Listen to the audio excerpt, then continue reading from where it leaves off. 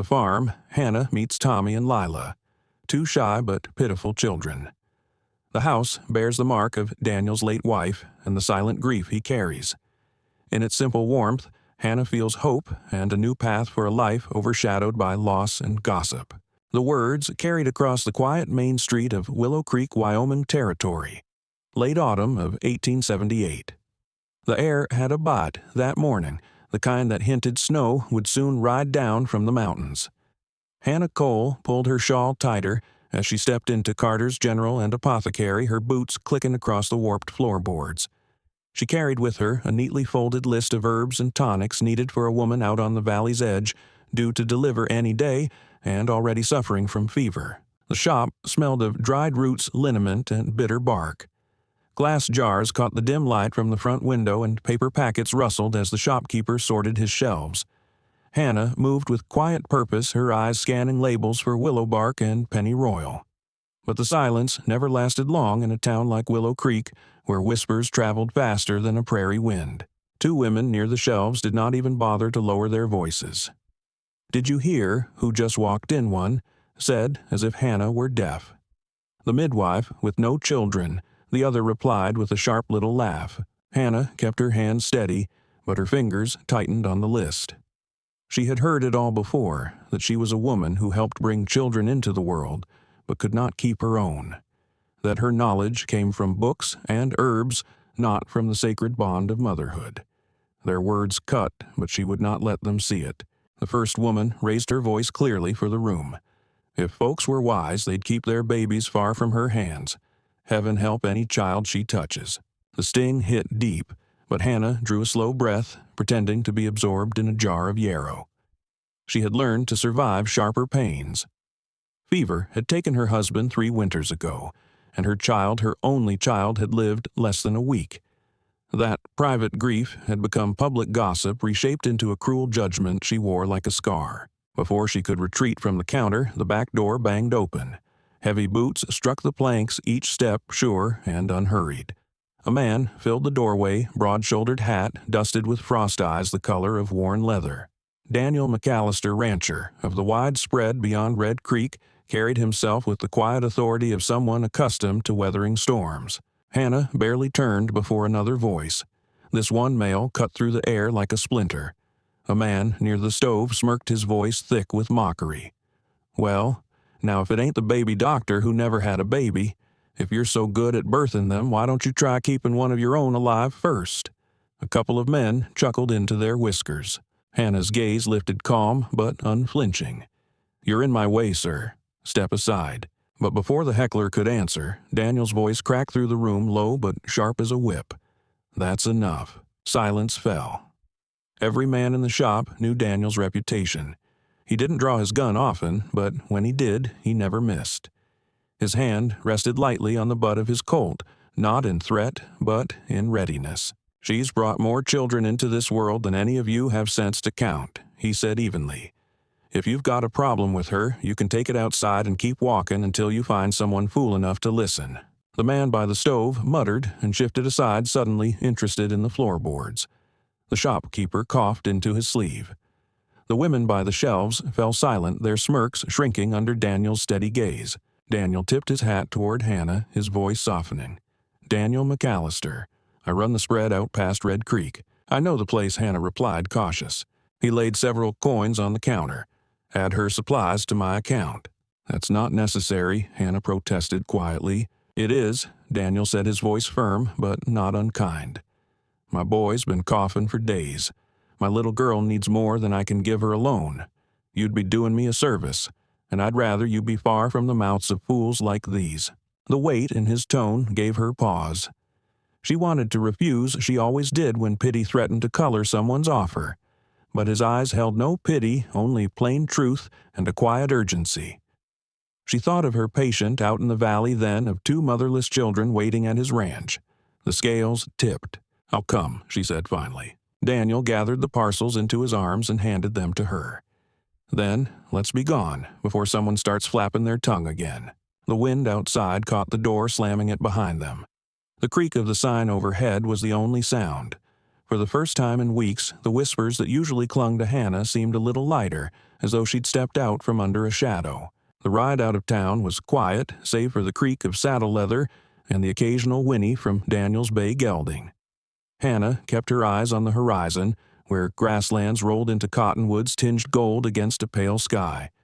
The air carried the faint scent of wood smoke and drying hay. When the McAllister ranch came into view, it was larger than she had imagined, 2 barns, a wide corral fences stretching toward the hills where cattle grazed.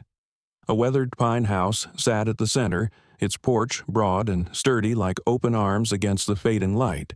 Daniel dismounted, first tying off his reins. "Welcome to McAllister Ranch," he said. His voice softened as his gaze turned toward the porch. 2 small figures stood waiting Tommy about 6, his shirt untucked and hair falling into his eyes, and Lila, no more than 3, clinging to her brother's arm. Both were barefoot, their faces streaked with dust. "This is Miss Cole," Daniel called gently.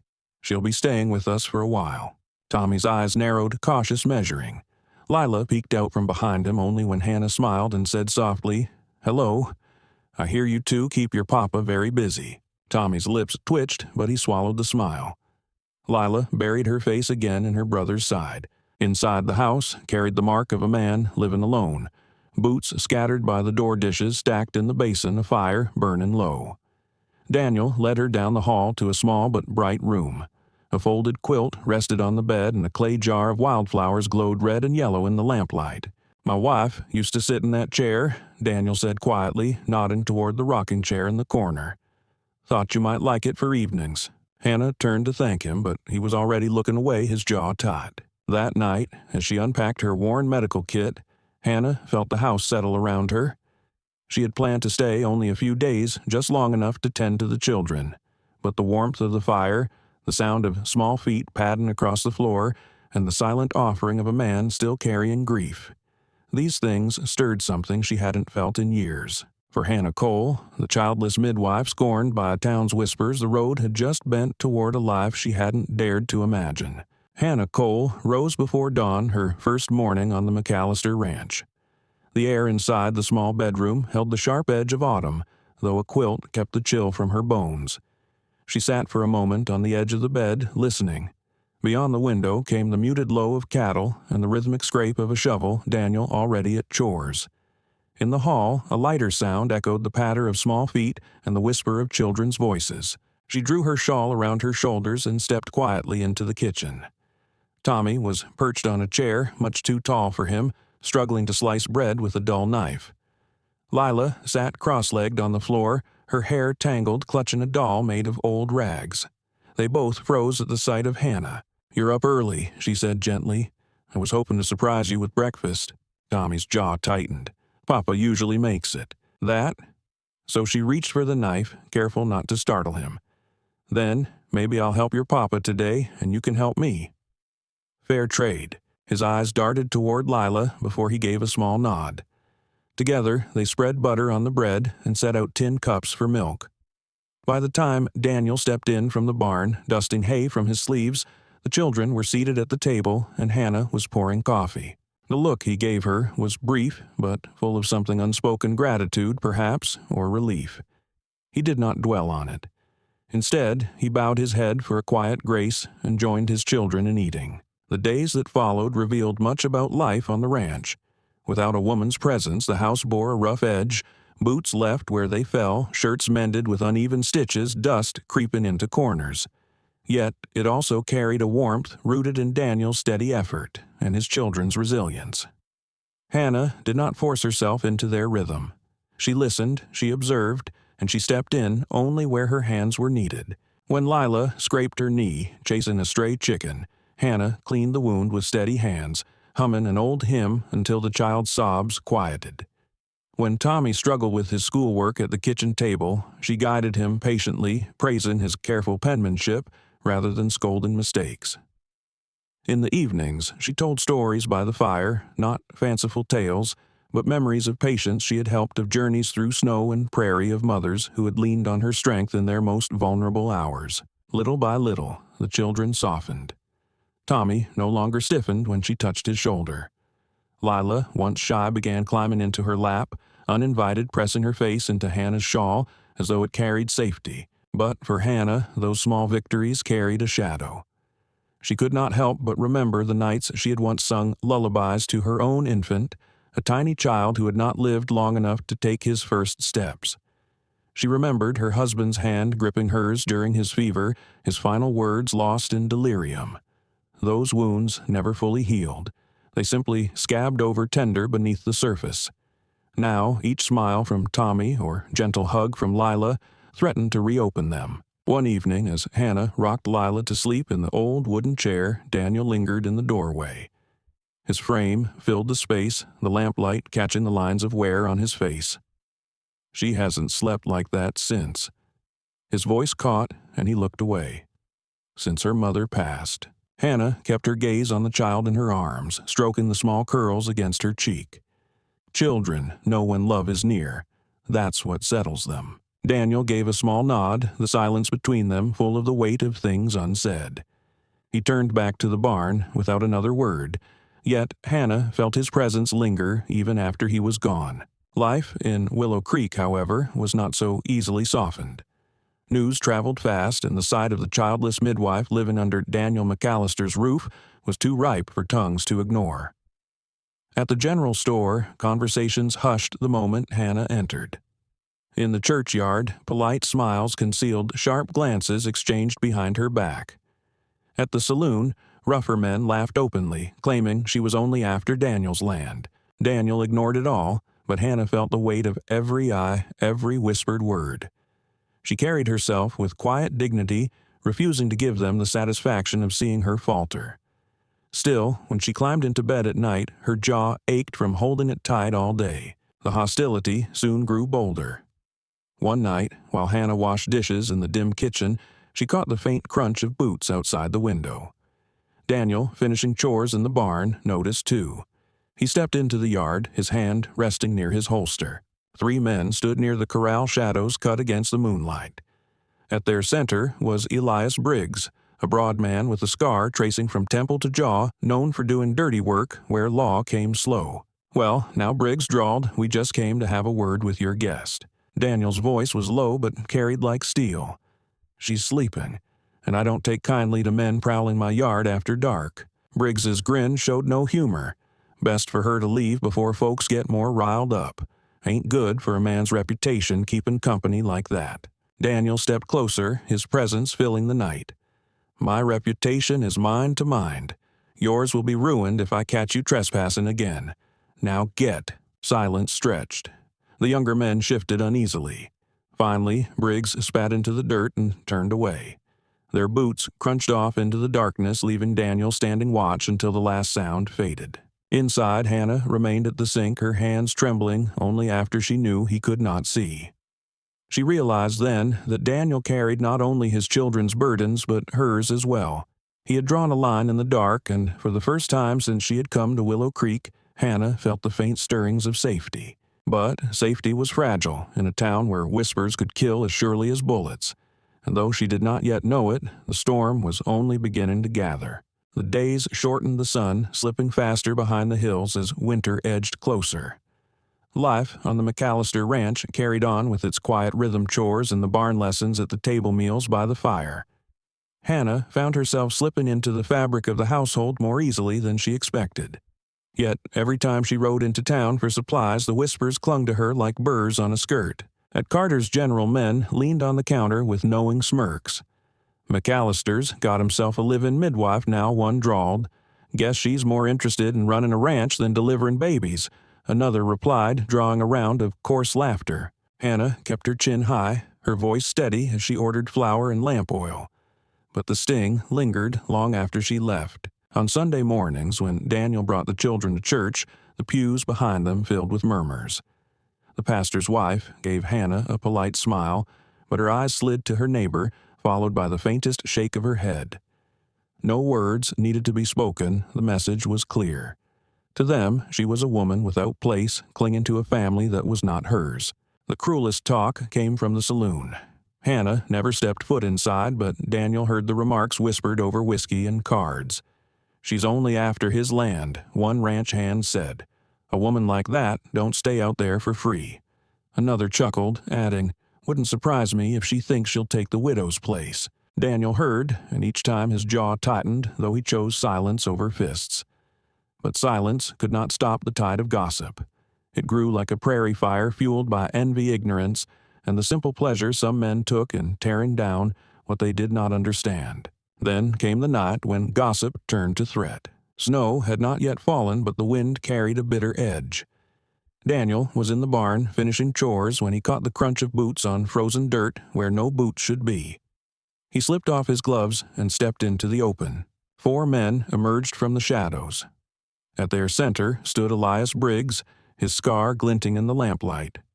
His companions fanned out slightly, forming a wall that blocked the path back to the house. "Evenin'," McAllister Briggs said smoothly, as though this were nothing more than a neighborly call.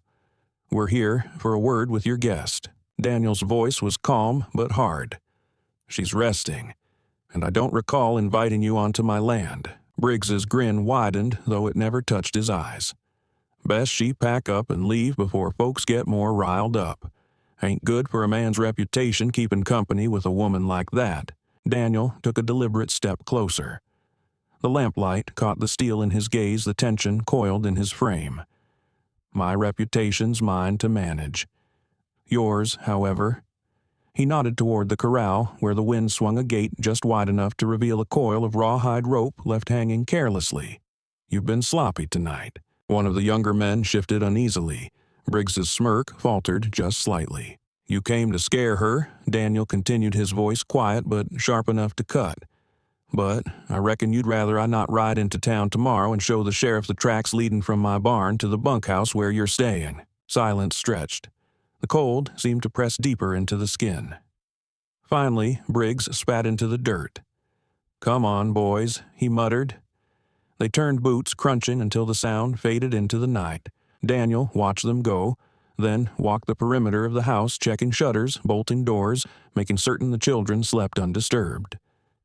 When he stepped into the parlor, Hannah sat with a book in her lap, the lamplight soft against her face. She looked up, sensing something in his expression. "All done in the barn?" she asked. "All done," he replied, setting his coat aside. He did not mention Briggs, nor the rope, nor the danger that had brushed close. There was no need to trouble her. Instead, he added another log to the fire and sat where he could keep watch without making it obvious. Hannah studied him for a moment, her instincts telling her more had passed outside than he was saying. But she did not press.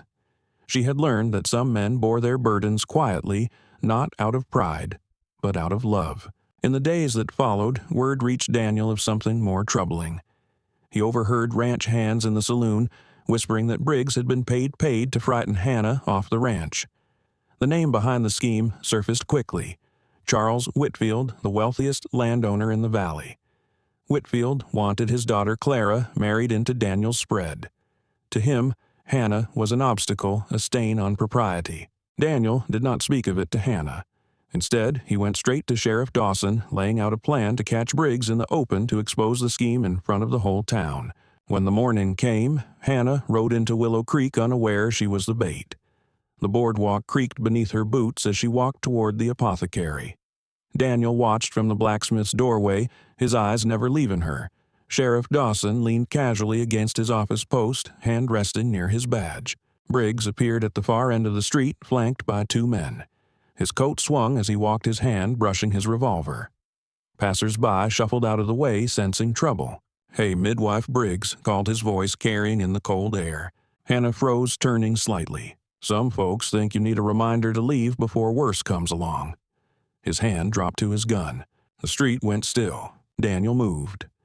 In one fluid motion, his Colt cleared leather, the crack of his shot splitting the air. Briggs's revolver spun from his hand, clattering into the snow. The big man clutched his wrist, cursing. "That's enough," Daniel said, his voice calm but cold. "Draw on her again, and next time I won't aim for the gun." Every face in the street turned toward them, shopkeepers, mothers clutching baskets, ranch hands frozen mid-step. Sheriff Dawson strode forward, his badge glinting. "Briggs, you and your boys just bought yourselves a trip to jail. Hired threats, trespassing, attempted intimidation. I've got all the proof I need." Deputies stepped in, binding their hands and hauling them away. Daniel turned to Hannah. "You all right?" She nodded slowly, still staring at the revolver half buried in snow. I think so." He tipped his hat. "Then let's get your supplies and head home." As they walked, the murmurs began, not the sharp-edged whispers she had grown used to, but something softer. "Never seen shooting that clean," someone said. "Stood up for her," another added. "Guess she ain't what folks were saying." For the first time since Hannah Cole had set foot in Willow Creek, the eyes on her felt less like judgment and more like respect. Yet respect won in a single moment could be lost in the next. And the prairie had a way of testing every fragile piece. The first flakes fell at dusk, slow and heavy, turning the rutted lane to the McAllister house into a soft white ribbon. By nightfall, the wind had sharpened into a cold that rattled the shutters and hissed beneath the door. Inside, the fire snapped throwing orange light across the parlor where Hannah folded quilts and checked the kettles. Lila had coughed through supper a thin little bark that Hannah had not liked, and by bedtime the child's forehead burned hot beneath her palm. Papa Tommy stood in the doorway to the small bedroom, his voice small. "She's breathing funny." Daniel came fast from the hall, boots thudding. Lila lay curled beneath the blankets, her cheek flushed and dry, her breath's short and shallow ribs lifting too fast for a girl so small. Hannah's mind moved all at once in practical steps. Lower the heat in the room, boil more water. Fetch willow bark and horehound, keep the air moist, keep her propped up right. Fear tugged at the edges of her focus memories she would not allow in. Not tonight. She needs warmth, but not heat. Hannah said evenly already, untying her shawl. Tommy put another log on the fire in the parlor. "Not in here. Daniel water to a boil 2 kettles if you can. I'll grind the herbs." Daniel moved without question.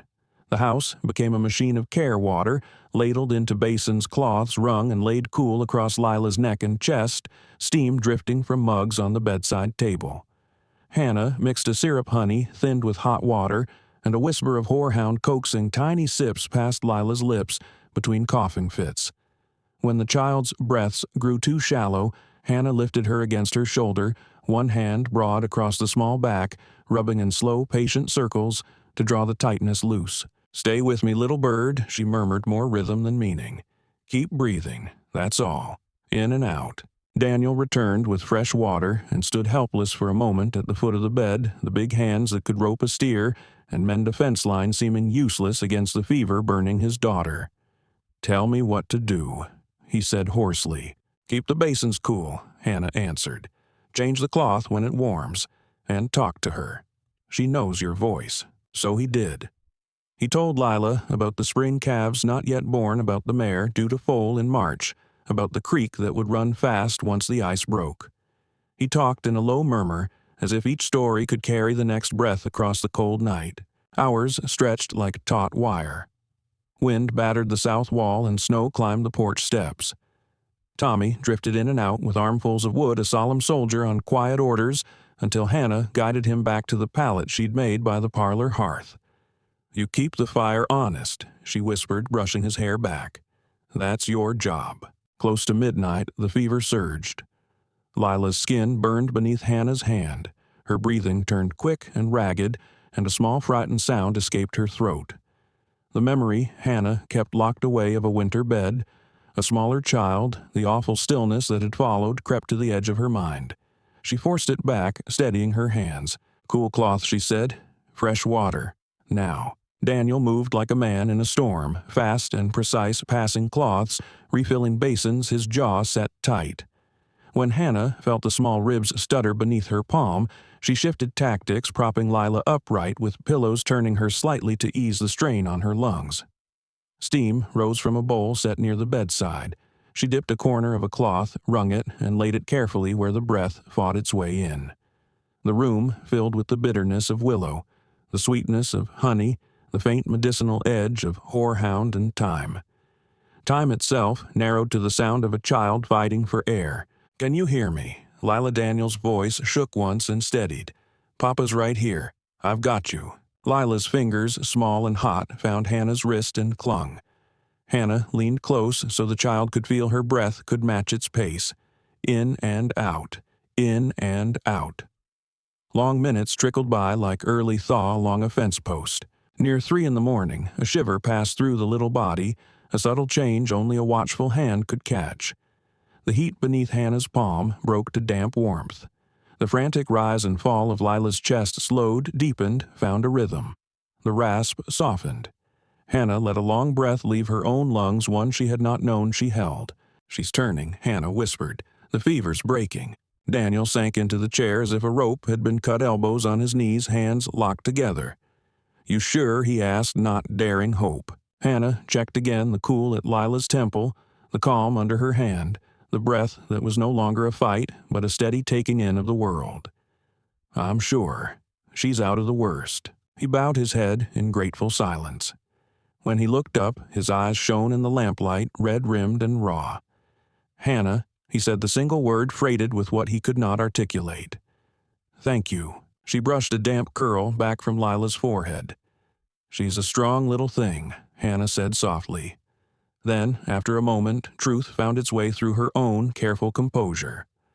"I wasn't going to let her go." They did not sleep, not truly. The night thinned into a pale morning that turned the frost on the windows to lace. Tommy tiptoed in and stood on his toes to see his sister's face, relief blooming when he saw her breathing easy, her lips no longer dry. Hannah gave him a small nod and a smile that said more than words. He pressed his palm to Lila's quilt as if to anchor her there, then went silently to stoke the parlor fire, his shoulders squaring like a boy growing into himself. By afternoon, Lila's fever had settled into a manageable warmth, her lashes fluttering against her cheeks. She woke long enough to sip broth and lean against Hannah's chest, the trust in that small body absolute. Daniel watched from the threshold, something unspoken settling into place between them, the shape of a family taking hold, sure as fence posts set true. The snow laid deep drifts by evening blue in the shadowed yard, and the world outside their walls grew hushed. Inside, quiet took a different shape. The clink of a spoon, the whisper of a fresh log settling the slow, even breath of a child sleeping between the two people who had carried her through the night. Word of the storm and the night's battle traveled the valley quicker than fresh tracks. Some who had whispered now kept their eyes lowered when Hannah passed. Others studied her with new calculation, as if respect once earned must be measured and priced. Respect, however, was not the only thing riding out from town. 2 days after the fever broke, wagon wheels crunched across the frozen lane. Hannah, kneading dough at the table, felt the house itself seemed to brace. Daniel was already at the door when the knock came heavy and polite at once. Charles Whitfield stood on the porch, silver hair neat beneath a fine hat, coat collar turned just so against the cold. Beside him, Clara, gloved, composed her gaze, moving over the doorway and lamp-lit parlor like she was inventorying assets. Behind them waited a pair of well-dressed men and a woman whose tight smile bordered on pity. "Evening," McAllister Whitfield said in the tone of a man accustomed to being welcomed.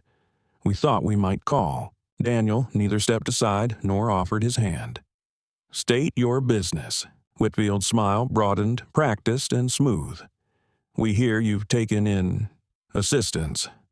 His glance flicked past Daniel to where Hannah stood with flour on her hands and calm on her face.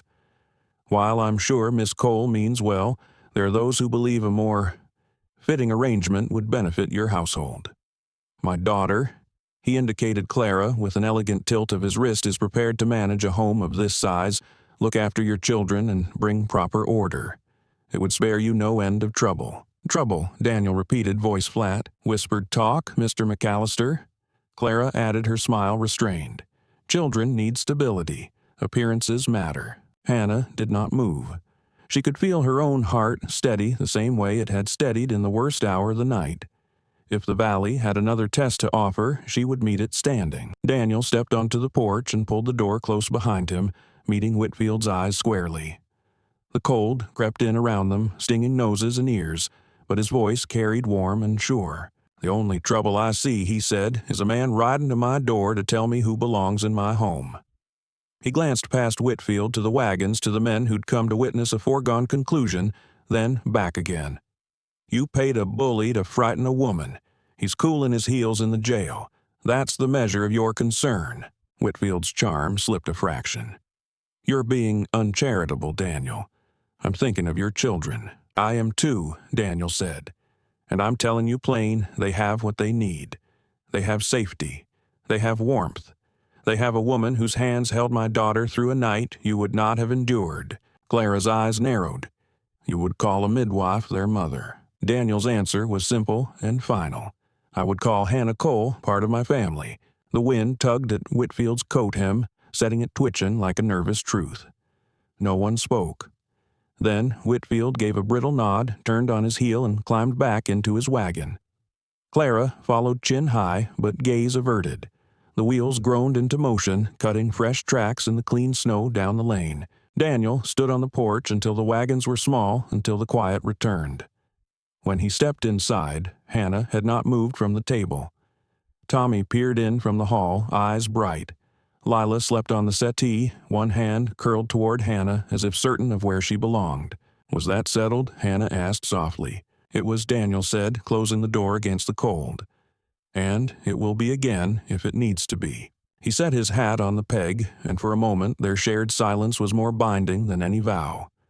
Beyond the windows, the snowfield lay unbroken. Inside, the small sounds of home resumed the scrape of a bowl, the hush of a sleeping child, the faint, contented sigh of a house holding fast against the wind. The snow melted slow that spring, leaving the valley washed clean beneath skies so blue they seemed almost too bright after months of gray. Life on the McAllister ranch found a new rhythm, quieter now that sickness and threat had passed. Tommy raced the creek banks in search of frogs, his laughter carrying across the fields. Lila, steady on her feet again, clung to Hannah's skirts while she worked in the kitchen or garden, chattering endlessly in the way only small children could. Daniel rose each dawn to tend stock, but his eyes no longer carried the hollow look of a man bracing for the next storm. Still, the town had not forgotten.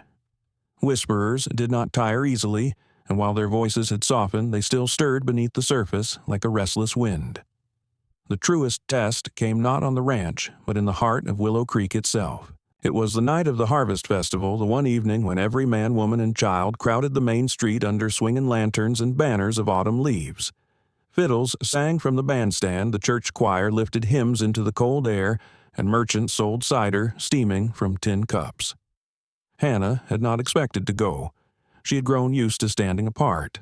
But Daniel had insisted, his tone not sharp but sure. "You've carried us through more than most could bear," he told her. "It's time they saw you as I do." So she walked beside him, her shawl pulled close, the children darting ahead toward the lights. As they reached the square, glances turned their way, some curious, some reserved, but none quite so cutting as before. Hannah felt the knot in her chest tighten all the same. Old habits died hard. Then Daniel did something she had not expected. He guided her toward the center where the crowd gathered between the bandstand and the general store. He stepped up onto the low platform beside the fiddlers, and the music faltered as heads turned. He stood tall, hat pushed back, his voice carrying without strain. "Evening, folks. I won't take much of your time. But there's something I need to say here where all can hear." A hush spread, rippling outward until only the creak of wagon wheels in the distance remained. Hannah's heart thudded hard in her chest. Daniel reached into his coat pocket and drew out a small worn box. When he opened it, lamplight glinted on a simple gold ring, the band thinned from years of wear. His voice softened, though it carried to every ear. "My mother wore this ring nearly all her life. She once told me it wasn't the gold that mattered, it was the promise. Family, loyalty, standing by each other when the season turned hard. I've lost more than I ever thought I could bear, but I've also been given more than I deserve." His eyes found Hannah's in the crowd, steady and unshaken. "There's been talk about the woman who came to my ranch about whether she belongs. So I'll tell you plain, she does, more than anyone else could understand." He stepped down from the platform, the crowd parting silently. Stopping before Hannah, he held out the ring between them. His next words were spoken low enough for her alone at first, then rose so the whole town could hear. "Hannah Cole. This ring was the one thing I never thought I'd give away. But tonight I give it to you, the woman I trust to keep my family whole. I ask you to stay, not because my children need you, but because I do." The world seemed to still. Hannah felt the weight of every gaze, but more than that, she felt the weight of Daniel's truth. Her hand trembled as he slid the ring onto her finger. It fit as though it had always been waiting for her. Her throat tightened, but she managed the words. "I will." The crowd exhaled as one. A few hats tipped. Someone began clapping slow and steady until others joined and the sound rolled through the square like distant thunder. Hannah's cheeks burned, but her hand in Daniel's steadied her. For the first time since she had stepped into Willow Creek, she did not feel like a stranger standing on borrowed ground. The wedding came in early summer under the wide branches of the old cottonwood by the barn. Chairs lined the grass garlands of fresh blooms looped along fence rails. Neighbors, ranchers, and townsfolk gathered in quiet anticipation, their voices carried on the warm breeze. Inside, Hannah stood before the small mirror, smoothing the skirt of her cream dress trimmed with lace. She hardly recognized the woman staring back, the one who had once walked into town with her head bowed beneath whispers. A knock at the door broke her reverie. Tommy peeked in his shirt. Neat hair combed for the first time in weeks. Ready, Mama. The word still caught her off guard, though it warmed her all the same. She smiled. "I am." He offered his arm solemnly, and together they stepped outside. Lila skipped ahead in a yellow dress scattering petals from a basket, her laughter bright as morning. Daniel stood beneath the cottonwood vest, dark against his crisp shirt hat in hand. When their eyes met, Hannah saw the same steady look he had given the night he faced down Briggs, the same look when he placed his mother's ring on her finger. The ceremony was simple. The pastor spoke of the seasons, how land endures winter in trust of spring. Hannah heard the words, but her gaze stayed on Daniel, on the vow written in his eyes. When they were pronounced husband and wife, he kissed her with quiet reverence, and the world itself seemed to pause, too. Applause rose, hats lifted, and the children ran forward. Lila clung to Hannah's waist, Tommy's grin stretching wide. Later, as the sun dropped toward the hills and guests departed, Hannah and Daniel stood on the porch, watching the last wagon roll away. The air smelled of cut hay and honeysuckle. Daniel rested his hand lightly on her shoulder thumb, brushing the fabric. Gratitude, trust, love, none needed speaking. She thought of the cruel phrase once whispered behind her back, midwife with no children. She glanced toward the yard where Tommy chased Lila through the tall grass, their laughter chasing the twilight. She looked at the man beside her, who had once stood alone against the dark. "I used to be called a midwife with no children," she said softly. "Now I am a mother, a wife, and the woman a good man was willing to draw his gun for just to protect my honor." Daniel's quiet smile reached his eyes as he squeezed her shoulder, once, then turned with her toward the warm light spilling across the threshold of their home. The lesson of Hannah's journey lingered like the last glow of sunset across the prairie. Love was not about perfection or the easy road, it was about standing firm through storms, about loyalty when others doubted, about choosing family not by birth, but by courage and devotion. For anyone who has ever felt judged, dismissed, or overlooked, remember Hannah Cole's story. What others call a weakness can become the very strength that builds a home. And sometimes the cruelest words whispered against you are only the first lines of a life that ends in triumph. If this tale moved you, leave a comment sharing what family means to you. And don't forget to subscribe to Whispers of the Wild West, where every week we bring you true-hearted tales of the West, where bullets may have missed, but hearts never did.